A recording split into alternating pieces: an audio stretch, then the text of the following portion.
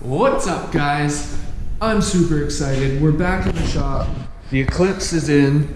I'm so excited. You can see that line on the Eclipse. I'm literally gonna take my angle grinder and one of these flap wheels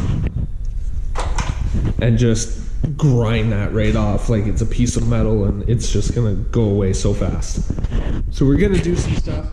First thing I gotta do is I gotta move this Eclipse over a little bit. There's not a lot of room between the wall and the Eclipse. I'd like to be able to open my doors all the way. So I'm just gonna move it over a little bit and then get it up on jack stands, get these wheels off, and then we can start banging stuff out piece by piece. I'm super excited. We're finally at this stage. Everything's finally in here except the engine and engine hoist. So we gotta bring that still, but we got lots of work to do. So I'm gonna basically get this off the ground right now, and we're gonna start getting ready to do some real work in here. Here we go.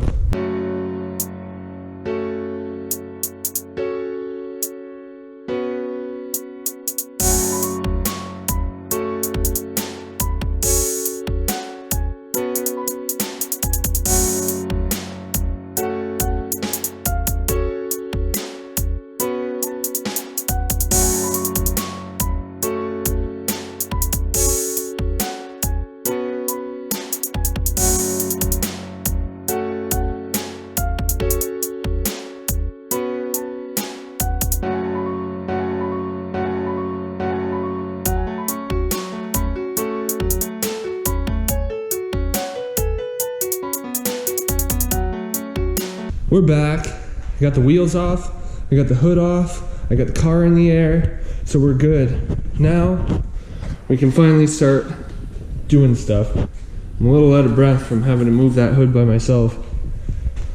This stuff's annoying. So, now where we're at is we're basically just gonna pick a project every day. We're just gonna try and bang it out as much as possible. I'm kind of ignoring the body work for a little while until I can bring myself to want to do it. I might pick away at it every so often. Like, I really want to get rid of that line you can see. So like I said, I'm just going to take an angle grinder and a flap disc, and I'm just going to grind that line right off and then work it in with fiberglass and Bondo. And that should make that invisible, because that'll eat that right away. You won't even see it there anymore. So that'll be good. There's tons of other stuff, like, I don't know, yeah, you can see it, all this like dimpling and stuff. That's just bad body work. We're not leaving it like that. This is not gonna be a car like that. Not happening. It's so wide. So, one of the little projects I'm gonna be doing is we're gonna be, basically this brace here, I want to leave it as it is, but I'm going to be building my own rad brace because I don't know what rad I'm going to use. Probably going to cut those two things off, get new bushings and replace them with a new rad, weld my own little feet on there to hold the rad at whatever height I need it at. I'm going to build my own rad brace, and we're going to dimple dye it, and then all these little wire harness holes and stuff, I'm going to fill all these in. I'm going to cut like this square, we're going to cut out and then fill it in so it's flat, grind it flat, and then we're going to dimple dye all down here, all up there, just to give it a really cool custom look that like no other 4G has. So I'm super pumped for that. I got a bunch of little things I got to do. Got to cut off all these little clips. I still got this engine mount that I cut off. I got to find a way to get that bolt out, extract it so I can get in there. I want to cut this mount off because I don't need it. It's going to be in my way. Another mount down there I got to cut off. Like, there's a bunch of stuff I got to cut off. We're just kind of stripping it down, getting it ready. I might take my coils out just because there's no need for them to be there, but I might leave them in. Actually, no, I got to take them out because this all has to be sandblasted and cleaned up, so we got to get this all apart. So I got to take those out, take my coils out, strip the rear end, strip the front end, and then we can start worrying about this engine bay. Alright, so I just decided to play around a little bit. I'm not really sure. I'm just picking away at stuff slowly, but look at how clean these look now. I got rid of the sticker. It's It's like the VIN, I don't know what sticker it was, but it was all the pieces. It was impossible. That thing's like 16 years old. That sticker was impossible to get off. So I got both of these cleaned up. Now there's some pitting and rusting right here. So basically I'm gonna take an angle grinder with a wire wheel. We're gonna grind off the top of this, see how much of the rust we can get off.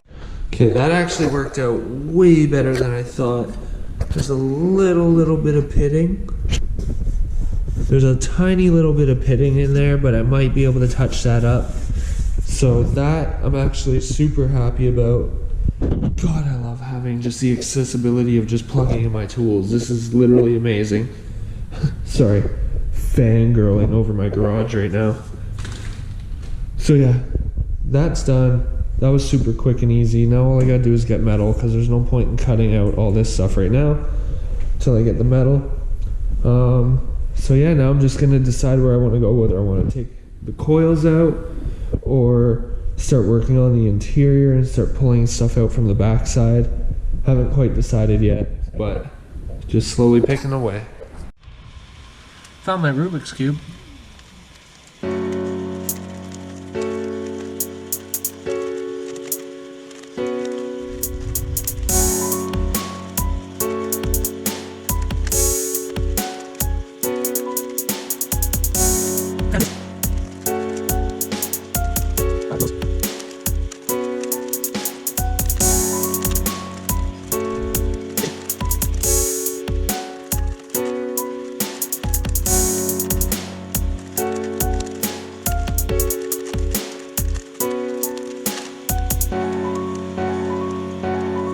Haha, I remember how to do it.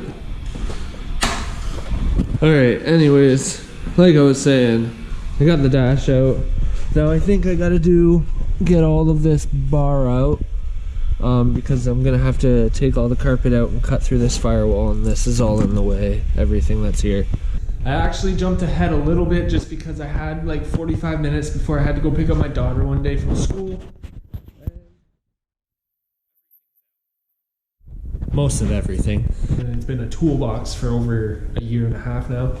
So it's a disaster in there. So I brought a vacuum, I brought some bags, but I've also got to... Don't even have a place to walk right now. I'm gonna clean up, try and make some area to move, try and organize where stuff's gonna go so I don't step on it and break anything I need. And then we're gonna keep it going.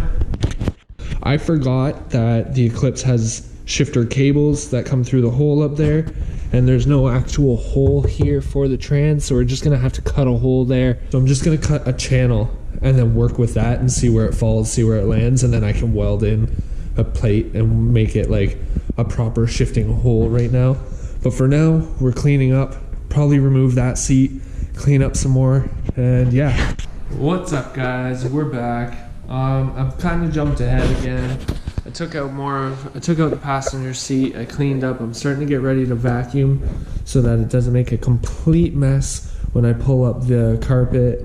And I needed a quiet night because it's pretty late at night here in the shop, so I'm kind of just painting all the little pieces that connect to this pole here. That's what's behind the dash. So I've just kind of started painting that, and now I'm like taping off all the threads.